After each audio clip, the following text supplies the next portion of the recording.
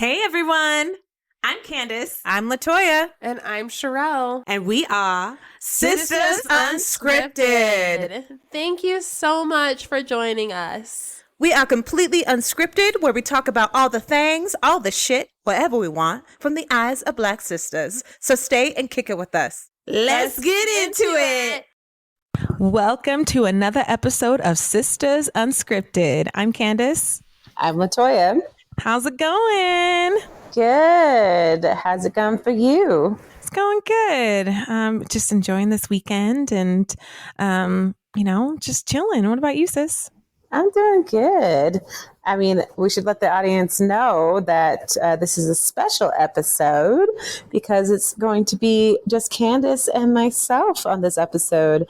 Our little sister is not a part of this one because we figured that we do some different kind of podcasts where Kandyce and Sherelle have done one, and so Kandyce and I are doing one. So it's older sister, middle sister here for this episode. Sharing our little dynamic, our dynamic of our sisterhood. Yes. First of all, it's weird not having Sherelle here. I know. It's strange. Will this be a boring episode?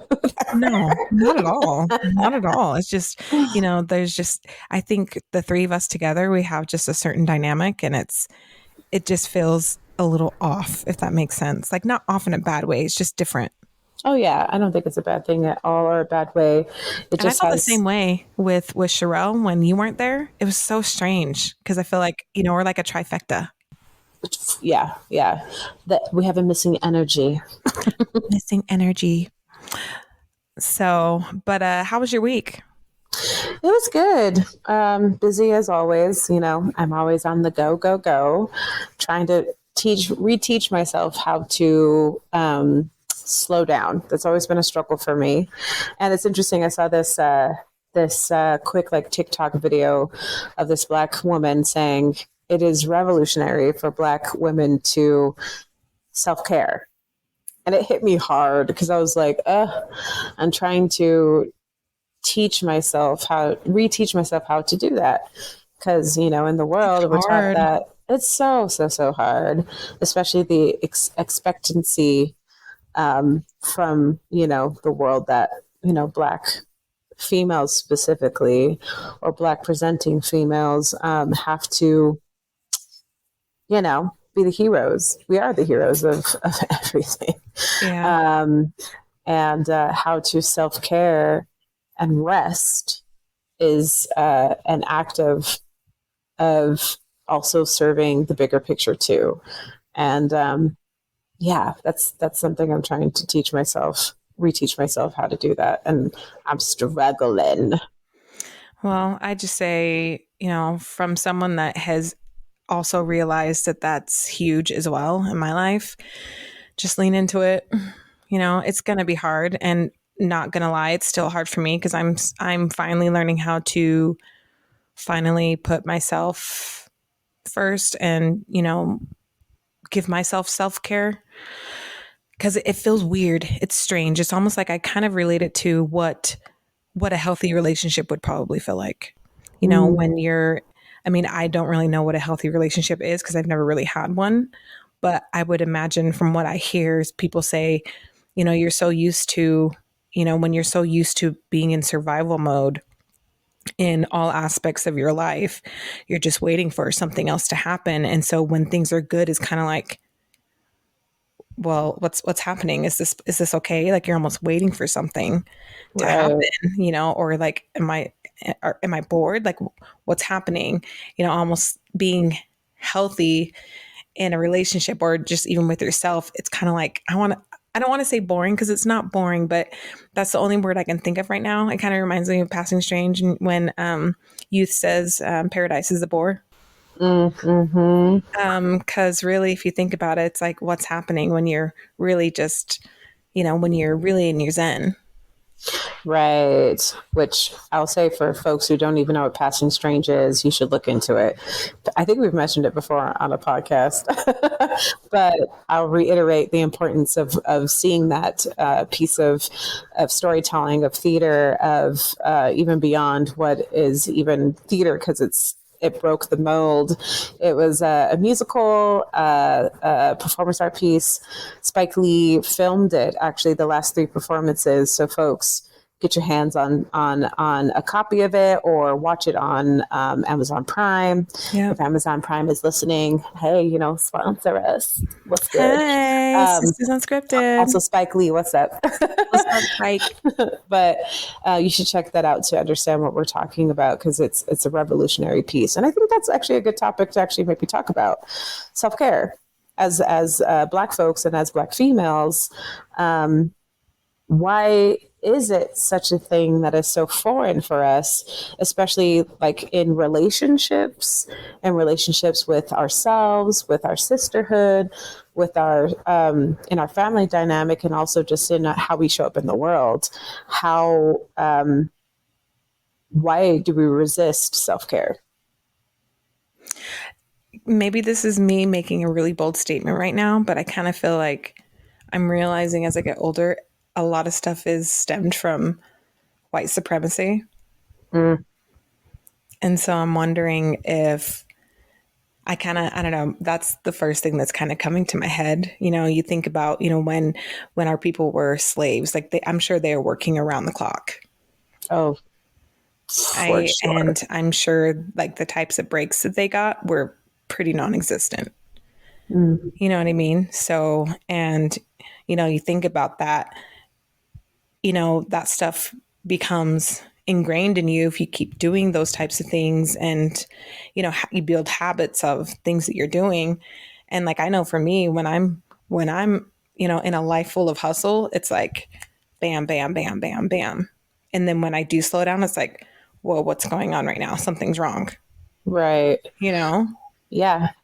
I think it's like in our, unfortunately, in our DNA and our genetics, it's like deep rooted into the essence of our being because of, I agree with you, white supremacy, the systems that we have to navigate every single day as people of color in this country, and how it seeps into our existence. I mean, I watched this clip of this movie. I can't remember what the movie was, but it was like this clip of this Black father talking to his son and saying, like, you have to work twice as hard to even be seen as equal. And even equal is not even a thing, But I think I watched the clip a couple of times and read the comments and stuff. And someone said something that I thought was really interesting. And it was also a black person. And they said, like, well, that's not a way to, like, talk to your son.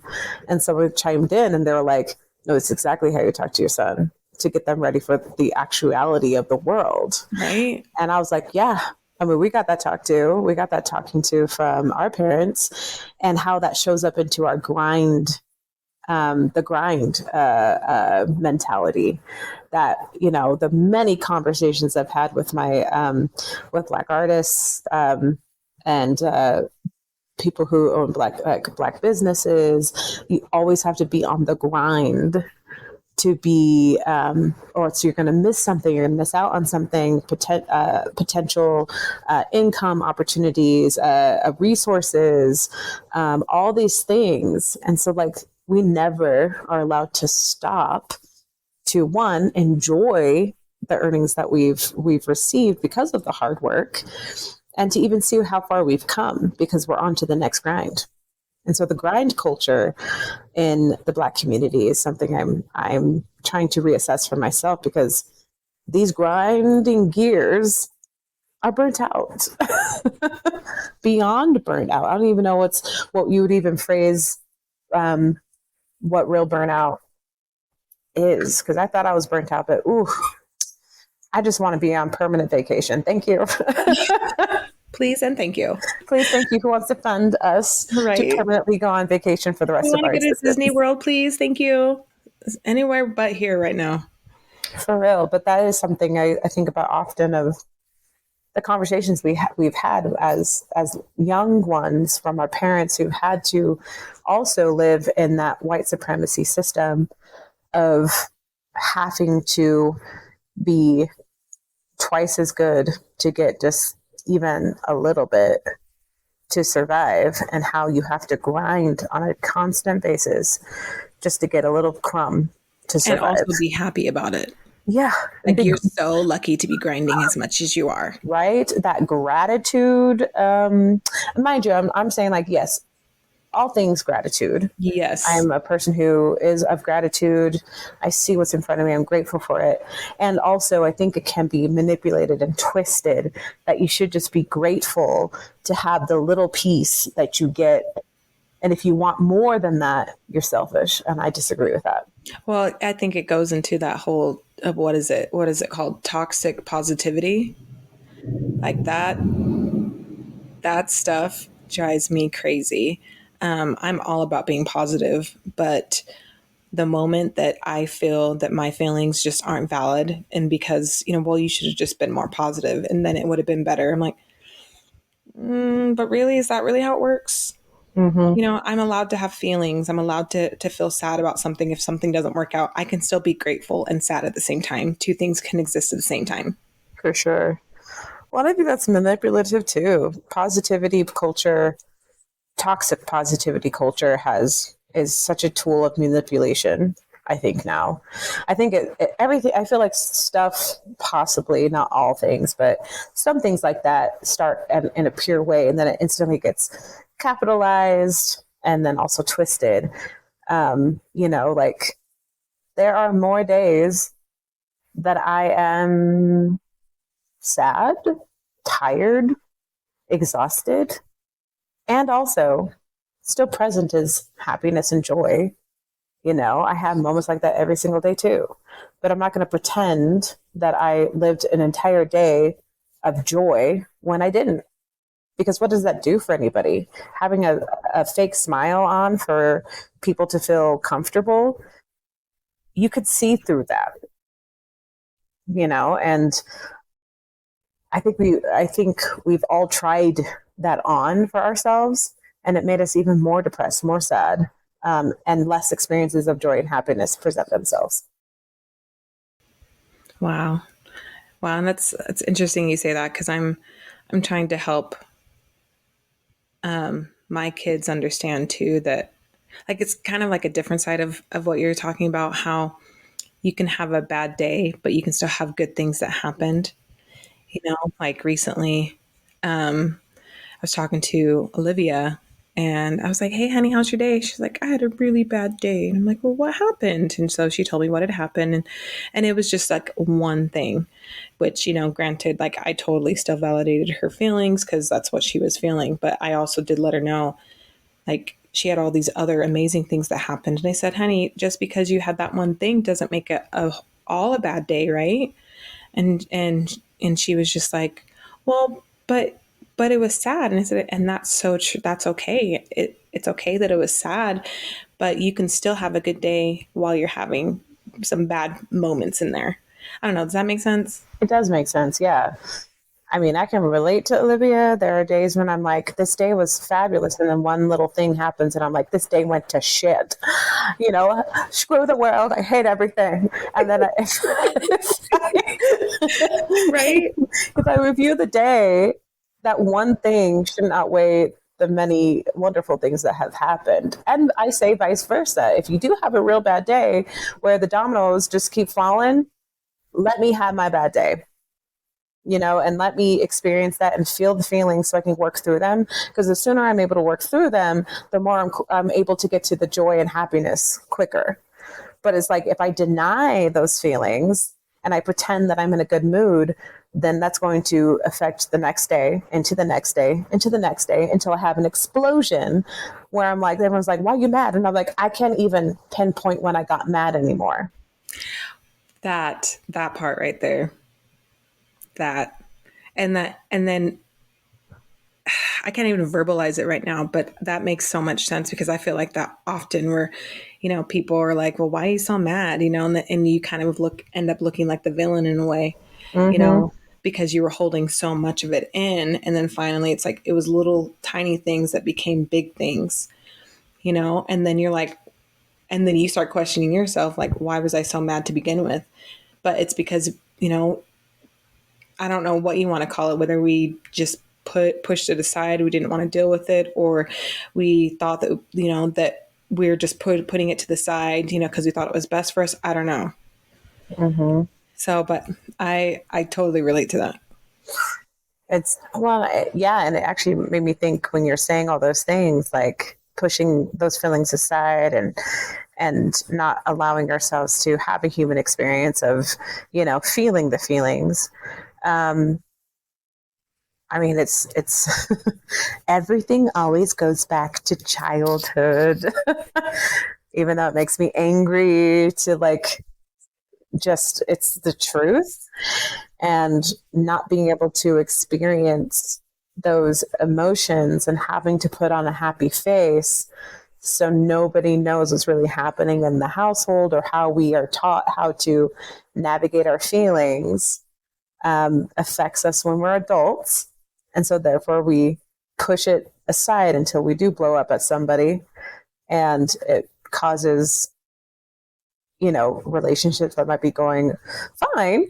They instantly go into this, or maybe have always gone to this unhealthy space because of lack of communicating of how you feel for the sake of staying happy or for the sake of keeping someone else's happy versus your own or whatever. It totally does affect your adulthood when you're not able to be taught how to feel your feelings. So I commend you a lot, sis, for having those conversations with your babies to let them know the difference of it's okay to have a bad day. And also, let's look at the whole day. What made the day bad? Well, this happened. Cool. What else happened? Well, this happened. Well, did that make you happy? Yeah. So maybe maybe you had a moment of a bad day, and then also you had some good stuff happen today too. So they can see the bigger picture versus just the one thing, and not asking of them to well, that's not a big deal, so get happy, Right. So, and I'm not saying that happened, our parents didn't say get happy, but I think because of I might be bold in saying this, because we don't address in Black households, not all Black households, obviously, but but a lot of Black households, we don't have time. We didn't have the time to really have those conversations to let children, Black children, feel their feelings, because you get punished for it, or you get silenced for it, or gaslit for it. Mm-hmm. And that is something that I wish we were taught, because that definitely, as an actor, affects my work, literally, that I have to emote this moment and I hear myself, oh, you can't cry because that's weakness. Right. But this character needs to cry. And so I'm trying to figure out how to feel the feelings, going to some deep stuff, or figure out how to not manufacture it, because I can't act like that for myself, but it's hard to get to those emotions because I have these barriers up because of the lack of being able to experience that as a kid, oddly enough. Right. So I always tell people, mostly in therapy, I talk about it a lot, but I always say, because of that experience of us growing up as children where we weren't really able to express our feelings, I feel that as an adult, I'm catching myself up to try to help myself understand my feelings and help others around me understand my feelings. So it's been really hard for me to communicate to people because I and I'll speak for myself. But I didn't feel like I was really given a space to be able to say what I needed to say. I didn't get a chance to make mistakes in my wording because I didn't get a chance to even say anything, So, and now as an adult, I find myself being more just apprehensive and anxious when I'm talking to people because I don't know what I'm going to get from them, because, it's a weird thing. It's something that I've been working on for years, and I would say I've gotten a lot better with it, but I think it's something I'm probably always going to be working on because the whole mentality of what goes on in this house stays in this house was ingrained, and then, children are to be seen, not heard, that sort of stuff, So, and honestly, I'm wondering sometimes if that was a reason why we were painfully shy growing up, because we weren't allowed to really express ourselves or even just say anything. And at that point, it's like, like I don't know, maybe this is like really far fetched, but I'm almost thinking of, as us being kids, I mean, we didn't get a chance to say anything really.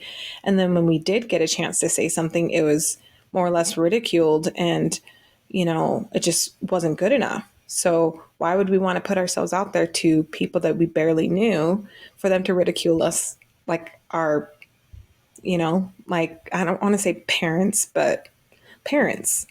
Right. I mean, I would say that's more on dad than mom, because I don't really feel like mom ridiculed us. I would agree. Yeah, I would agree. Well, and I think like experiencing our parents, that same trauma with our parents, like the trauma that we experienced. Should I be bold enough to say the trauma? Not trying to trauma porn, but it's just real talk, seeing that be reflected in us definitely had a reflection on our parents, or an effect and impact on our parents too. How they were able to express. Definitely, I see that a lot with dad as well, because of his upbringing, where that whole thing of don't talk back to me when they're just trying to express, or when they're asked a question, they're trying to answer honestly or truthfully, being told that they're a liar, or that they're lying, or they're being dishonest, or they're withholding. And so it's like, of course it's going to come into our childhood and how we were raised, because that's all they knew as well. So I show empathy with that. And I can relate to that, because even though people say how articulate I am, which I think is always surprising to me, because I always thank you. I don't feel it, to be honest. I struggle with words. I get very anxious when I talk. My heart races. I get the hot sweats, actually. Unless I'm super, super, super, super comfortable. And that takes a lot for me to get really comfortable, where I'm like, okay, I'm just going to talk and people will understand what I'm trying to say if I don't say it in the way that I want to say it, if that makes any sense. So like writing has been a big thing for me. I haven't done it in a really long time, which I need to. I used to be like a big journaler and would express myself through writing better, even though I felt a lack of grammar and all that stuff. But that's also white supremacy stuff, languages, the English language is, yeah, that would be another topic with like somebody who's like a English person, English major, grammar person, but not trying to get off topic. But no, expressing myself. I remember I have vivid memories of when I was a kid, of when I would be asked a question, I would damn near whisper it. And I think is this conflict of don't talk back when you're trying to say, like, speak out, or being asked a question, or trying to explain yourself. But then when you're like, explain yourself, then I'm like, okay, I'm afraid to talk. Yeah, that's exactly. And I'd be like, I'm just going to say, and they're like, what? And I'd be like, they're like, girl, I can't understand you. Speak up. And I'd be like, I need to go to the bathroom. Like it'd be something like, or whatever the situation was. But I would barely talk. And now I'm talking all the damn time. I don't know what it is now that I'm an adult. I guess I don't care as much, but I'm catching up. You're teaching yourself, and that's kind of what's coming out. That's what's being presented. I feel like it's kind of like what I was saying. I'm catching up with how I'm teaching myself how to recommunicate and all this stuff. So I feel like it's kind of the same thing for you in a way. And, you're catching up for all those times that you were silenced. Mm-hmm. Well, I'm like in acting and theater, and the art really helped me find that. And that's why I love it so much. I'm sure, there's a multitude of things now that I've been doing it for now over almost 2 decades, but it definitely taught me how to use language with, not just use language, but speak language out and use my voice and actually hear it. But it's interesting how that is like a form of self-care, to speak and to speak out and to say your needs, and you're just like, and set your boundaries, and speaking your truth and speaking and being authentic about it. It's fascinating. It's just fascinating to see how far we've come through those barriers that were given to us as kids. I still sometimes just think, like, how the hell are we as, I'm not saying, we're perfect, because we're not by any means, but I feel like with the things that we went through as kids, I feel like we should be in a lot more, trouble's not the right word. I just don't think, I think that we're a lot better off than statistically what we should have been. Does that make sense? It does make sense. Yeah. I think about that actually often, but I do think I give that a lot of credit to Mom for that. And I will give some credit to Dad a little bit too. Like, he has, the Cameron side has this spirit of like, we are going to push through no matter what. And I feel like the Watkins side, which is our mom's side, they might get pushed, or they might fall, or something happens, but they always get up, and they always see the goodness in everybody. And I think that goodness and hope, compassion, empathy, keeps them from falling into despair or victimhood, or the pits of, well, this is just the way that life is. They have a spirit about them too. And I think with those being in our bloodline, that's kind of how we are. Despite everything that has happened, we still want much more for not only each other, but for ourselves. And we'd be damned if we were going to let that, our like circumstances of our childhood, hold us back from wanting to achieve what we're here to do. Right. So we have very strong spirits, I think, and I see it in all of us. So, including, and I especially have always seen it with Mom. Oh yeah, who she is, and I do see that with Dad too, in his own way. Yeah, for sure. Yeah, I haven't talked to Dad for a couple of years now, so I don't really know how he's doing. So, I mean, I hope he's doing well. Well, I'm like, the grind that I'm talking about is grinding him. And that's why I think self-care is like pivotal for us, because we'll grind ourselves into the ground. And I think that he's being a prime example of that for us, that like, don't let ourselves get so one tracked that it takes us out and takes us down in an unhealthy way. It should project us or catapult us forward, so we can take the rest, versus catapult us into a space where we have to always keep doing it and never can rest. And then eventually our bodies will just say, I don't care. You can try to keep going, but I'm going to take you down. That's so true. That's so true. And I've actually, had that happen to me, like in real life, where I, with my job, where, lately I've just kind of realized that I've been with my job for almost 9 years, and I just took my first vacation from that job last year. And first of all, it's just like, no, like, you need to take those days off. Take the time. And I'm not just talking about taking a day just to have a 3-day weekend. I'm talking about 5, 6, 7 days at a time, and I didn't take that first vacation until last year. And I noticed my body was having like these panic attacks that I couldn't control. And usually I'm, pretty well and in control with my body. And I couldn't stop crying. I couldn't stop having the panic attacks. And like, I was breathing hard and just shortness of breath at the same time. It was just strange. So like, you saying that, like, our body will do it for us, will force us to slow down. And honestly, that's kind of what happened to me.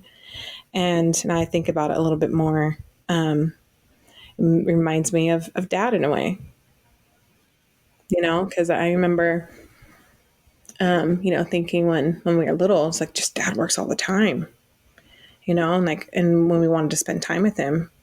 And, granted, I know dad did his best, he did his best. So I will give him that. He knew what he knew. Because there's no Bible on parenting, that's for sure. And I can attest to that being a mom now, but he worked so much. And I remember thinking, I'm never going to be like that. And here I am doing that exact same thing and hearing my children say, Mommy, why you're late again? Hearing them say, Mommy, you're always late. How come you can't come home on time? And it's, because in the back of my head, well, there's a lot of reasons, but, I want to be this stellar employee and, show that I can do anything and everything. But at the same time, at what cost am I doing it for? Because I know at the end of the day, like, company's a company. Right. Yeah, they may care about you, but at the end of the day, like, if I were to die tomorrow, they're going to replace me in a week. Exactly.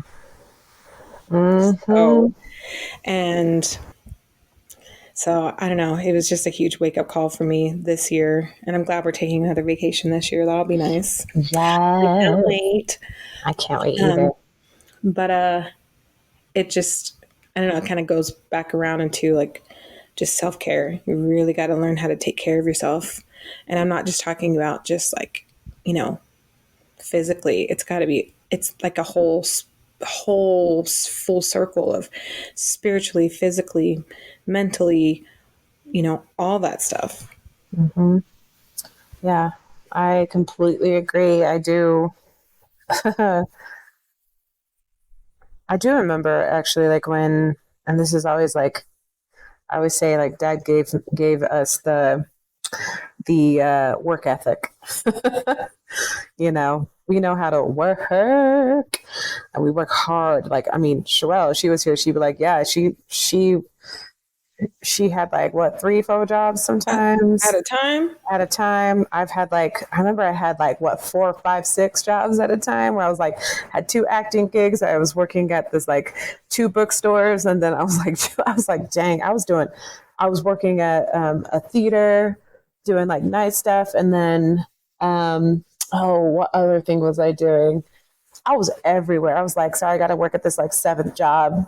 Oh, I got 10 more. Like, I'm working all the time, and I still am working all the time. It's just not 7 jobs. It's like it's like 2 or 3. Money and the economy right now is crazy. So it's like, come on. I'm not here to work my life away. I'm like, I have a European mindset. Thank you. I want to work like 3 hours and then take a nap and then like eat a little bit, work a little bit more and then be like, okay, cool. That was great. It was so fun to like see my friends and work a little bit and see you tomorrow and still be able to pay my bills and enjoy life. Like European mindsets are, what is it? It's not live to work. They work to live, I think. Yeah. Or is it vice versa? Hold on. What is, because I know what you're saying. We don't live to work. We work to live. Yeah. Yeah, I think it's that. It's confusing. I will say that. Yeah. Because I'm like, I just want to live, and have enough where I can enjoy my friends, my family, and travel and eat good food, be in different cultures, learn about different people, and different places. Like there's so much I want to do, but it requires money. and it requires a lot of money, and especially now, right now, where groceries are what it cost me half of the amount. I'm getting half of the amount of food now for double the cost, if not triple now. And I'm like, and rent is, I mean, what I can't even comprehend. And this is like Utah. And Utah is the third rising state in all the United States that has become the third most expensive state to live in. And I'm like, for what? For what? You can find some mountains out somewhere else, like we have some strange ass laws, and we're the most expensive next to Hawaii and somewhere else. And like, let's talk about like land back, for Hawaii, for Native Hawaiians anyway. But I do remember having like several jobs, and I was working from like 5 a.m. until 8 or 9 or 10 o'clock at night. And I remember getting so sick, but I was still doing my jobs. You had to keep going. I had to keep going. And then I was healing, and I thought I was healed, and then I got sick instantly again. And I was just like, dang. And I was so exhausted that I fell asleep at work, didn't realize I was asleep, fell asleep on stage for 5 seconds. And then, yeah, girl, it was like, I think I closed. Oh, yes. I closed my eyes for like not even a second, and I was instantly asleep, and I instantly was dreaming.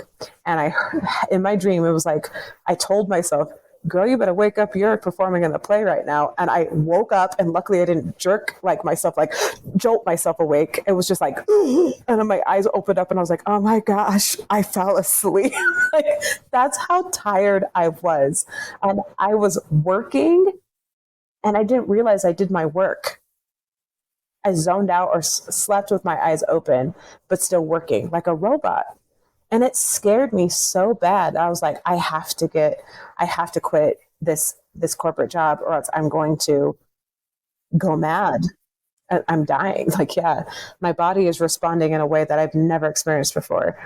And it was scary. It was really scary. So I'm like, your body will take you out if you don't take care of it. You can work all you want to, but your body does respond, and it will take you out for you. If you won't rest, your body will make you rest. So it's like, I understand it. Now it's trying to deprogram myself of, you don't deserve to rest. I'm wondering if you have this same issue, but I notice for me, when I do finally do rest, I'm like, I get mad at myself for resting. Yes.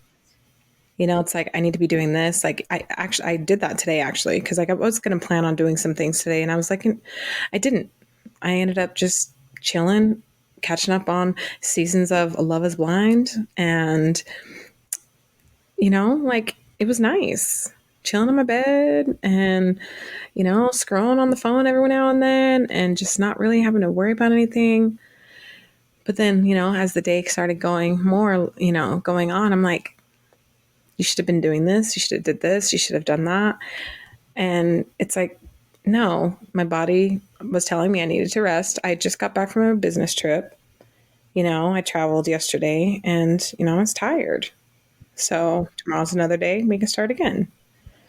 But I still get that guilt mentality where it's just like, you didn't utilize every second or every minute of the day that you should have before bedtime. Mm-hmm. Did you make your day count? Those stupid ass questions. Yes, I did. In my bed watching Love is Blind. Right? Thank you. Did I binge watch a lot of Walking Dead? Absolutely. Did I scream at the TV? Yes, I did. Did I make myself some popcorn and eat some junk food? Yes, I did. And those days, yeah, I battled myself often, but gal, it was a fun day. It was a fun time to just do the very thing I wanted to do, was just simply binge watch a show that I love, that I'm enjoying at the moment.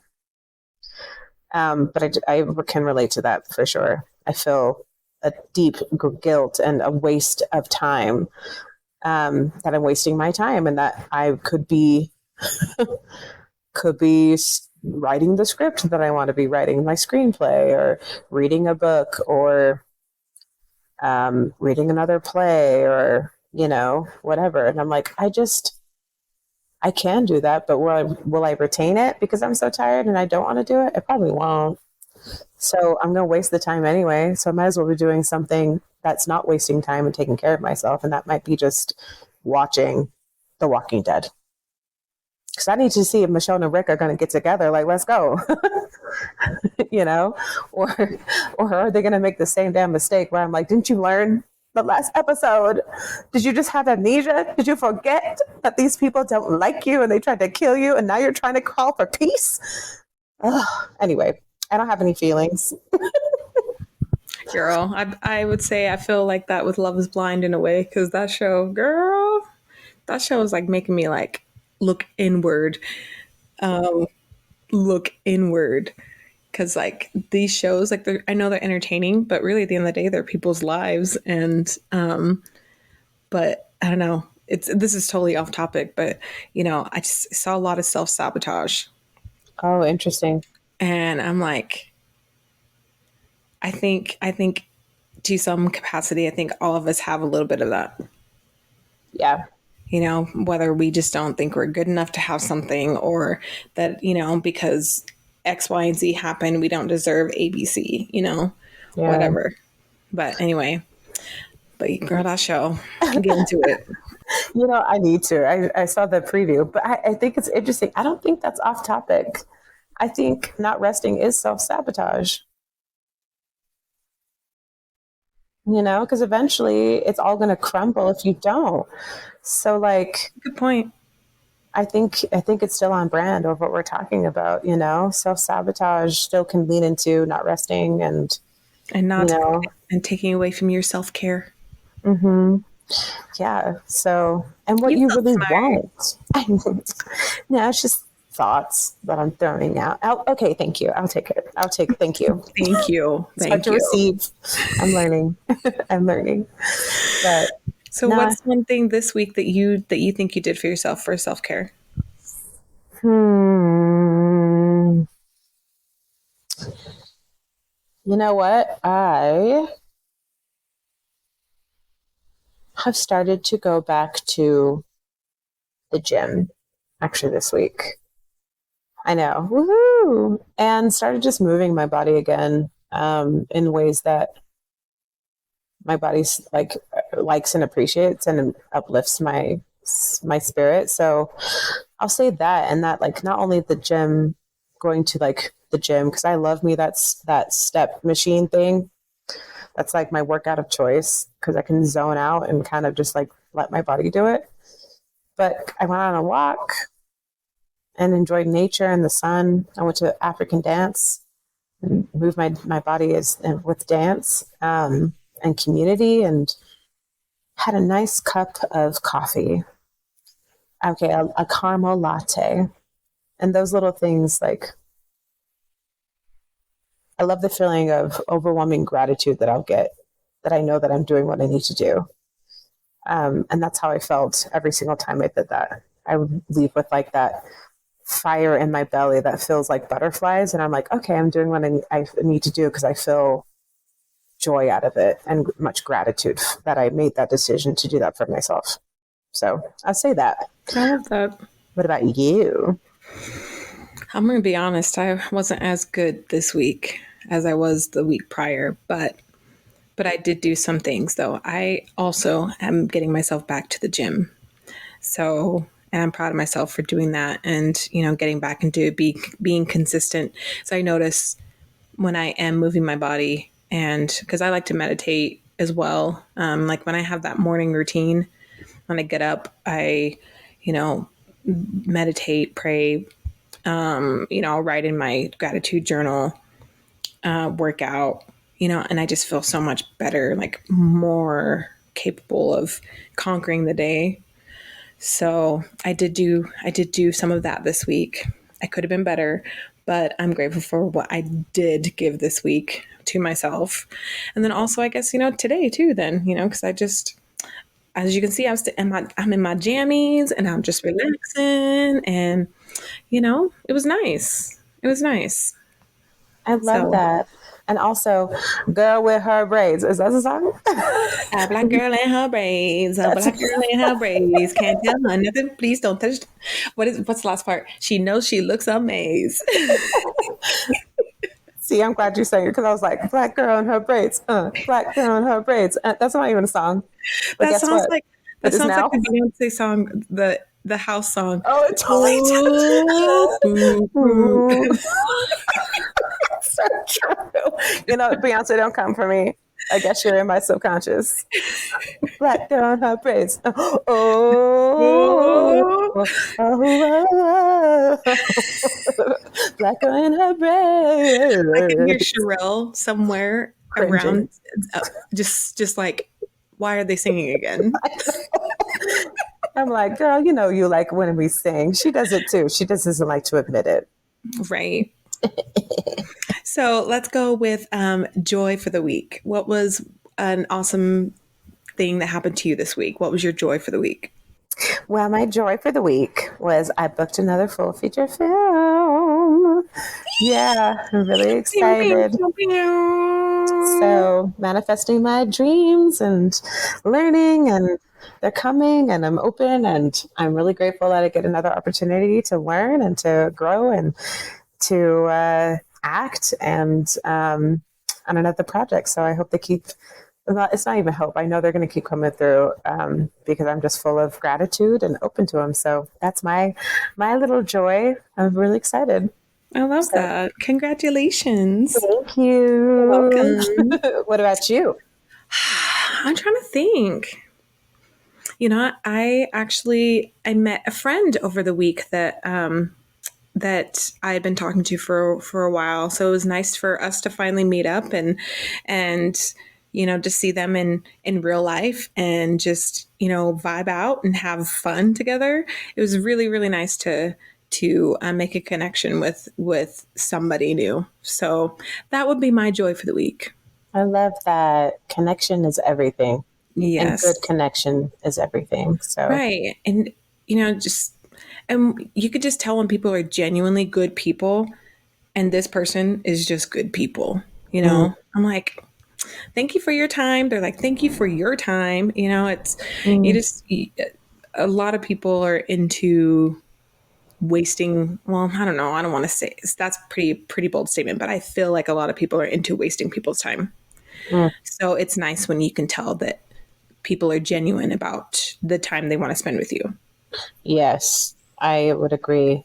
And it's funny because I heard Zendaya say that a couple of years ago. You could tell when people are just good people. You don't have to overanalyze it. You can sense it. You can feel it. And it's how they show up and how they truly connect. You can tell when someone's being authentically themselves and not wanting to waste time. Absolutely. So that's dope. I think I'm so happy to hear that. Thank you. What'd you say? I said thank you. Yes, well, you're welcome. Well, we just want to say thank you so much for watching and listening to another episode of Sisters Unscripted.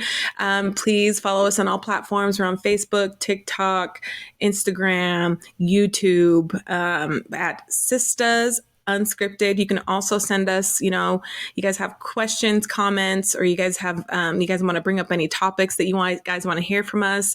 You can email us at sistersunscripted@gmail.com.